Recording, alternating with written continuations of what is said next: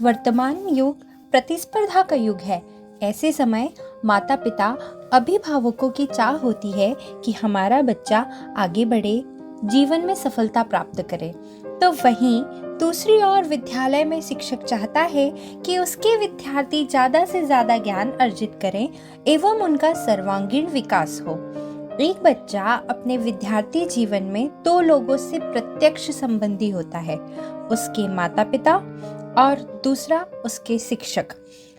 अब चूंकि माता पिता और शिक्षक जो छात्र से सीधे जुड़े होते हैं, उनके बीच भी संवाद होना जरूरी होता है ताकि घर और विद्यालय मिलकर उस बच्चे के सर्वांगीण विकास में मददगार हो। इसके लिए पालक शिक्षक बैठक का आयोजन किया जाता है। इन बैठक में शिक्षक अभिभावकों को अपने बच्चों के बारे में जानकारी देते हैं और सीखने के लिए नीतियों को सुझाते हैं।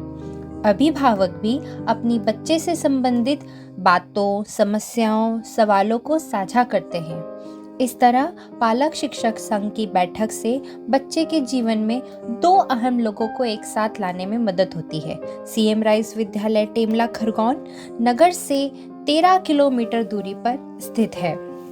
सीएम राइस विद्यालय टेमला के ऊर्जावान प्राचार्य हैं आदरणीय श्री अशोक सिंह पवार। आपको नए नए नवाचारों को करने में सिद्धस्त प्राप्त है।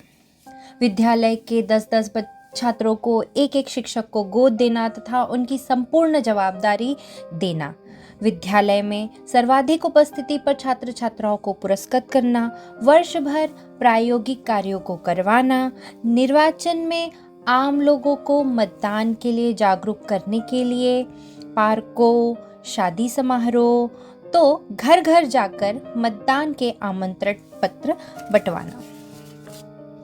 चूंकि सीएम राइस विद्यालय टेमला में विद्यार्थी विभिन्न ग्रामों जैसे अघावन, रजुर, पंधानिया, नंदगांव, लिखी, रामपुरा से आते हैं, तब उनके माता पिता जब पालक शिक्षक संघ बैठक का आयोजन किया जाता है तो कृषि व अन्य कार्यों में व्यस्त रहते हैं।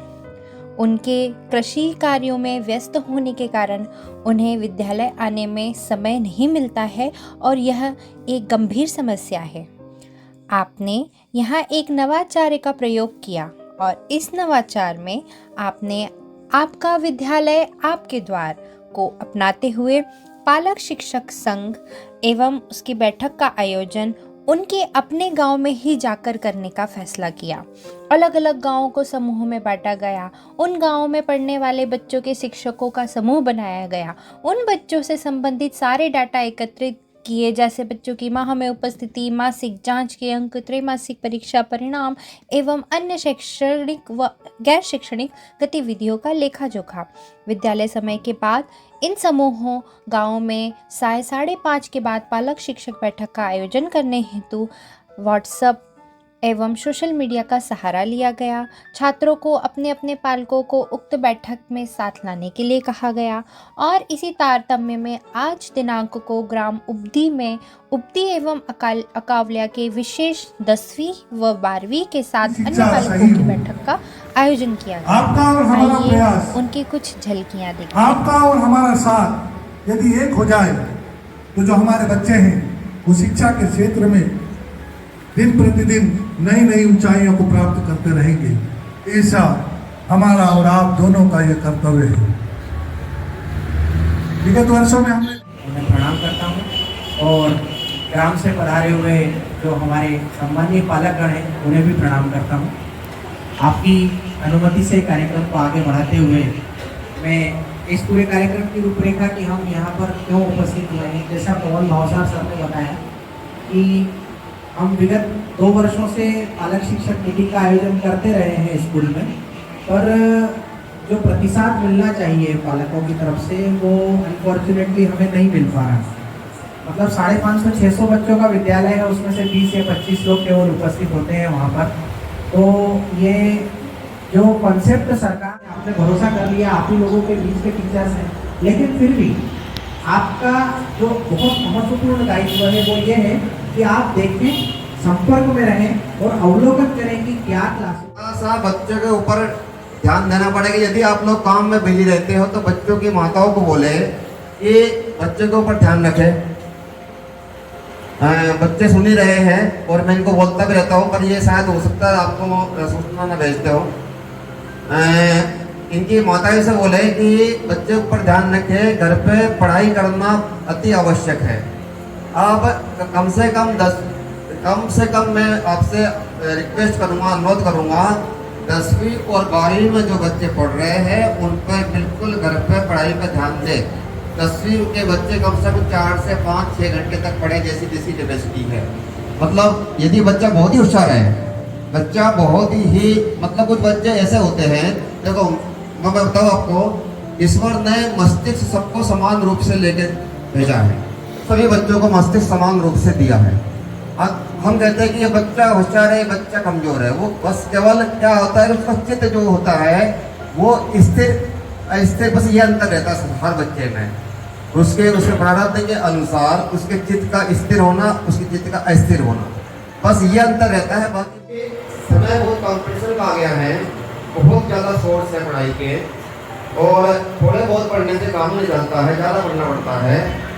बच्चे यदि स्कूल में पढ़ के आएंगे तो वो वहाँ का पढ़ा हुआ 2-1 दिन उनको याद रहेगा, फिर वो भूल जाएंगे। टाइम दिया है 4 से 6-7 घंटे, उसका उपयोग जो होना था वो हो नहीं पाता है। जब तक बच्चे विज्ञान में 42 और सामाजिक विज्ञान में 40 अंक। इसकी स्थिति ऐसी है कि घर पे बहुत अच्छे से मेहनत करे तो बहुत आगे निकल सकता है। ये निहाल की स्थिति ऐसी है, लेकिन ये मस्ती में भी रह जाता है, मेहनत करता नहीं है, लेकिन इसकी स्थिति बहुत अच्छी है भैया। इस पे यदि घर पे ध्यान दोगे। इसकी उपस्थिति है 32%, हिंदी में 37 अंक, इंग्लिश में 20 अंक, संस्कृत में 27 अंक, गणित में 39 अंक, विज्ञान में 28 अंक और सामाजिक विज्ञान में 32 अंक।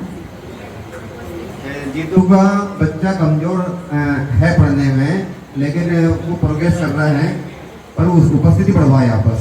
भैया वो इंग्लिश में बहुत कमजोर है, बाकी सब्जेक्ट में तो वो लिख के याद करके मेहनत करता है, लेकिन इंग्लिश में उसकी स्थिति ज़्यादा खराब है, ये हमको पता है। तो उस पर आप वो मेहनत यहाँ के लिए नहीं, घर तो दे सकते हो, लेकिन जो आप स्कूल में देते हो उसकी समस्या है। नहीं, इनका ये कहना है कि मोबाइल पर आप लोग नोट्स भेजते होंगे ना, तो वो ठीक है, नोट्स देते हैं वो बड़ी क्लास में भेजते हैं। 12वीं का बच्चा है क्या? हाँ, 12वीं में भेजते हैं बड़ी क्लास में नोट्स जो भेजते हैं, नोट्स उतार ले उसको उतने समय के। और ये सिद्धांतिक शिक्षा सभी काम आने वाली नहीं है। तो मेरा एक आपसे निवेदन है, प्रायोगिक शिक्षा को स्कूल में बढ़ावा दिया जाए। दूसरा कि नौकरी उन्मुख शिक्षा सबसे ज़्यादा महत्वपूर्ण बन गई है आज के समय में। जैसे डॉक्टर बनना है, इंजीनियर बनना है, टीचर बनना है, लेकिन समाज में साहित्य की, संगीत की, कला की, खेल की, विज्ञान की, सबकी ज़रूरत है। और मेरा एक सुझाव ये भी है कि शिक्षा के इतर ये दूसरे जो विषय हैं हमारे, जो समाज को किसी न किसी अप्रत्यक्ष रूप से फायदा पहुंचाते हैं, उन पे भी ध्यान दिया जाए। जरूरी नहीं कि बच्चा हिंदी या इंग्लिश में या गणित में, विज्ञान में अच्छे नंबर ले आया है वही अच्छा है, ये भी हो सकता है उसके अंदर साहित्य की खूबियाँ, जो समाज को, जो हमारा जो मूल उद्देश्य है वो समाज और राष्ट्र को ही फायदा पहुंचाना है कुल मिलाकर। तो मेरा एक निवेदन ये है कि मैं समझ रहा हूँ इस बात को, लेकिन क्योंकि सरकार का नियम है कि पास तो होना जरूर पड़े, आपने भी यदि फेल हुए होंगे तो पास तो करनी पड़ी होगी आपको वो क्लास। जी सर, हाँ, पास तो करनी पड़ी ना। हमारा ये उद्देश्य है कब तक पास हो जाए, हम उसको अच्छे नंबर लाए, ठीक है, अच्छी बात है, उसको फायदा मिलेगा उसका। तो जो फेल होने वाली सारा महत्व तो आए कम से कम, तो जो है हमारा ये तो इससे हमें ध्यान देना है। और एक बच्चा करता है, सभी बच्चे उसकी नकल करते हैं, तो सुधार करना हो तो अपने पूरे सभी बच्चों को करना पड़ेगा। और ये सर वहाँ मीटिंग में बुलाते केवला, वहाँ कोई जा नहीं पाता, जबकि हमें अब महीने में एक बार वहाँ जाना जरूरी है, ताकि इनको भी दौड़ना नहीं पड़े और हमें भी हर महीने जानकारी मिलती है। अभी आज हमारा ही बच्चा है, उसकी 32% उपस्थिति, जबकि घर से रोज जा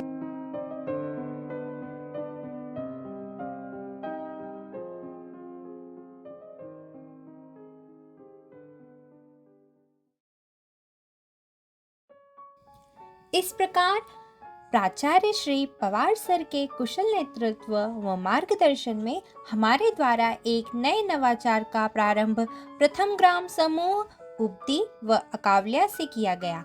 आगामी दिनों में अन्य ग्रामों में भी इसी प्रकार बैठकों का